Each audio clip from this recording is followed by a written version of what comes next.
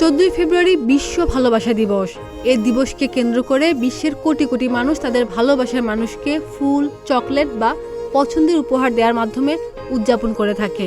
তবে এমন অনেক দেশ আছে যেখানে ভালোবাসা দিবস উদযাপন নিষিদ্ধ। এর পেছনে ধর্মীয় বিষয়গুলো ছাড়াও রয়েছে আরও অনেক কারণ।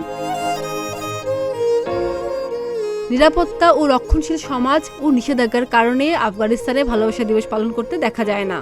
সৌদি আরবে ভালোবাসা দিবস পালন সম্পূর্ণ নিষিদ্ধ। দেশটির ইসলামিক আইনের কারণে এই দিনে কোনো ধরনের উৎসব, ফুল বিক্রি বা উপহার আদান প্রদান কঠোরভাবে নিষিদ্ধ করা হয়েছে। মধ্যপ্রাচ্যের মুসলিম দেশ ইরান 2011 সালে ভালোবাসা দিবসকে নিষিদ্ধ ঘোষণা করেছে।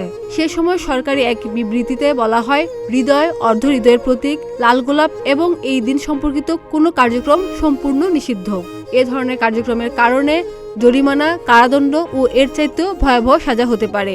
এমনকি মধ্যপ্রাচ্যের দেশ ব্রুনাইও ভালোবাসা দিবসে প্রকাশ্যে কেউ কোনো আয়োজন করতে পারে না।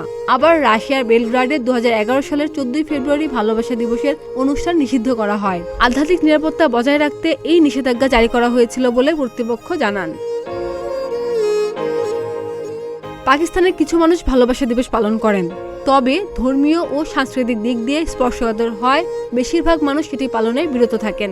ইন্দোনেশিয়ার বেশ কয়েকটি অঞ্চলে ভালোবাসা দিবস উদযাপন নিষিদ্ধ।